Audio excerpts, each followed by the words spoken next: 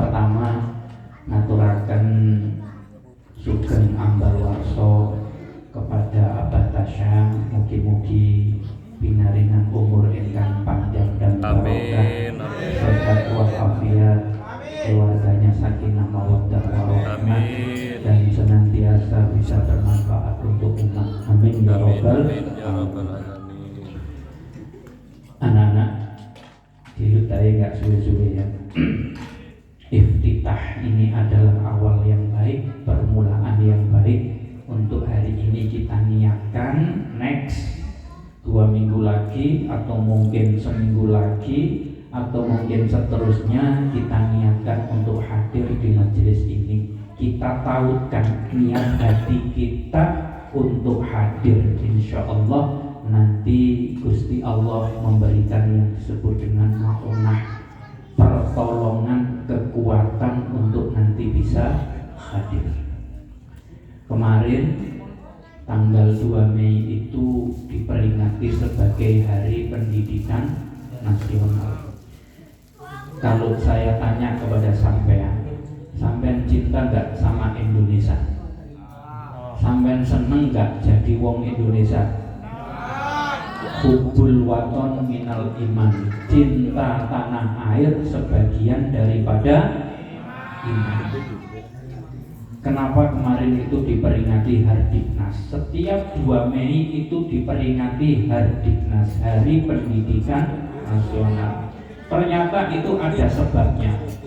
Orang-orang arek-arek sekolah yang kemarin upacara, guru-guru, bahkan masyarakat umum yang masih punya kepedulian terhadap tanggal 2 Mei sebagai Hardiknas, itu berarti hubbul waton minal iman, berarti cinta tanah air yang itu sebagian daripada iman. Bahwa Ki Hajar Dewantoro yang itu orang Jogja, orang Indonesia, prihatin terhadap kondisi pendidikan waktu itu. Kenapa kok prihatin? Karena adanya diskriminasi. Wong pribumi dibeda-bedakan dengan anaknya para penjajah. Wong pribumi hanya disuruh sekolah, sinau hitung-hitungan, iso moco, nanti dijadikan sebagai tenaga kerja. Ora oleh wong pribumi iku nemen-nemen sinau sing sampai pinter gak oleh. Cukup iso ngitung, cukup iso pimpinan, iso tambah-tambahan pembagian, wis ngono tok, karo iso maca. Ki Hajar Dewantoro prihatin. Maka dia mendirikan lembaga yang namanya Taman Siswa. Sehingga dia ditahan, diasingkan, dipenjara. Tapi Ki Hajar Dewantoro punya prinsip hubbul waton minal iman, cinta tanah air itu sebagian daripada iman. Dengan cara apa? Peduli terhadap kondisi generasi bangsa saat itu.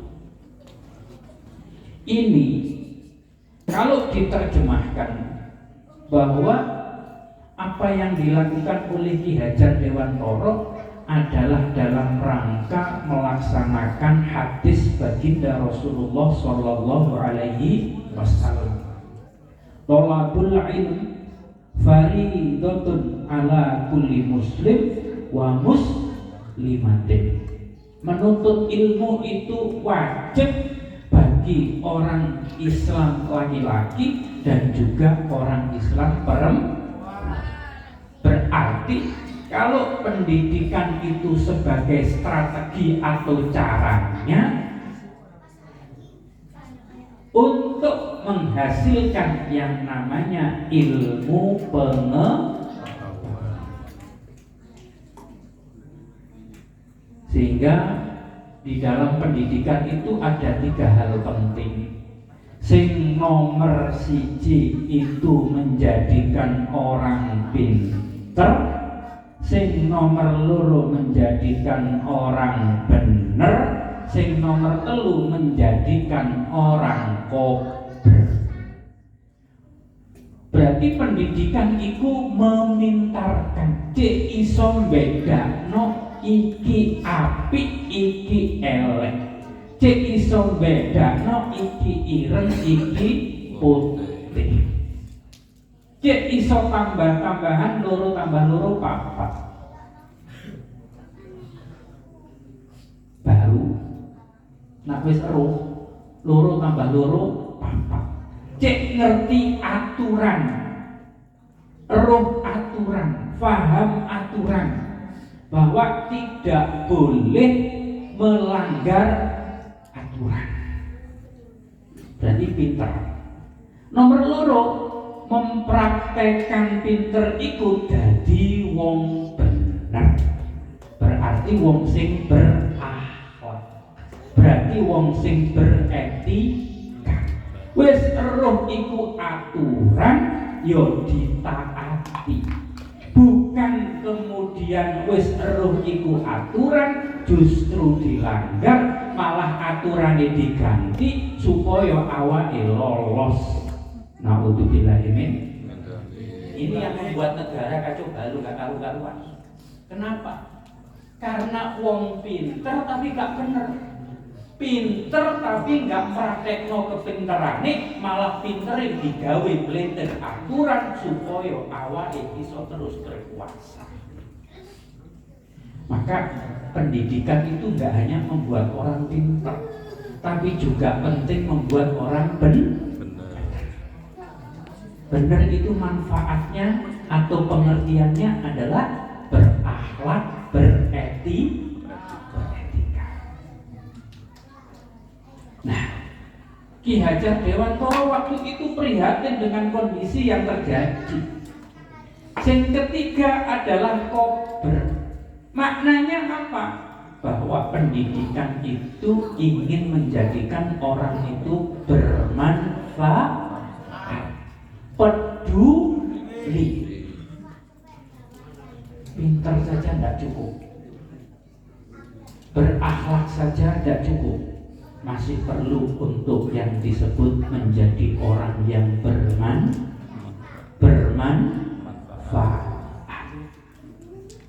Jika Ki Hajar Dewantara waktu itu prihatin dengan kondisi penjajah, saat ini yang terjadi justru adalah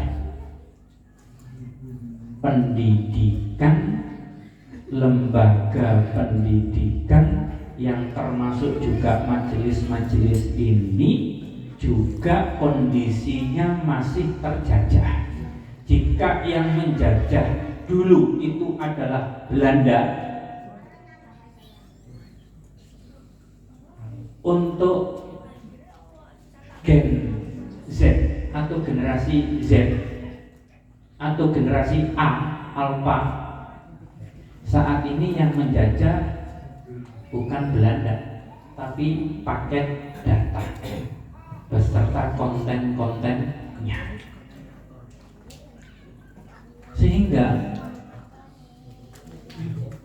kita harus bisa melawan, kita harus bisa tegak lurus untuk kemudian etikot, menguatkan hati, pikiran, jangan mau dikalahkan. Tapi kalau hari ini masih ada anak-anak sing nggak tekno gelem teko untuk kegiatan malam hari ini, berarti sampean itu termasuk orang-orang yang menang melawan penjajahan, bukan Belanda, tapi penjajahan yang ada di tangan kita, namanya adalah HP dan juga pakai data tadi. Sehingga kalau sampean sudah hadir di sini, berarti sampean itu sudah mencoba untuk merubah diri sampean untuk diberikan warna yang baik. Karena telinga yang sampean pakai untuk mendengarkan lantunan sholawat, telinga yang sampean pakai mendengarkan lantunan zikir, telinga yang sampean pakai mendengarkan kalimat tauhid, jangan dikira itu tidak berpengaruh. itu punya pengaruh yang luar biasa, sebagaimana tanaman-tanaman yang hari ini ada di sekitar kita.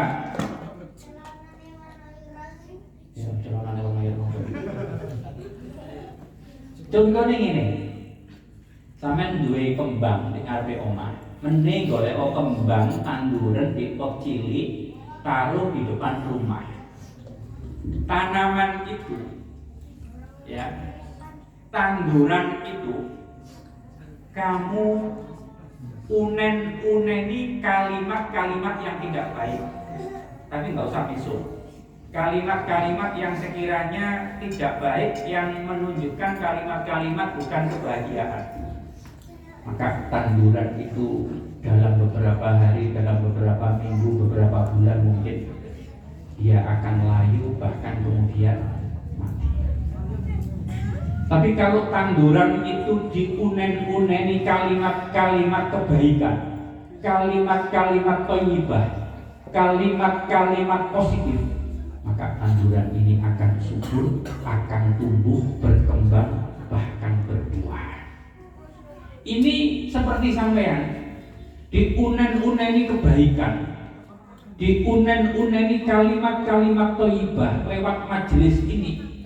Nanti suatu saat, tidak sekarang, mungkin kalau umurnya sudah 15, 20, 25 tahun ke depan, unen-unen ini, kalimat-kalimat thayyibah ini akan membentuk kepribadian mental sampean menjadi orang-orang yang kuat.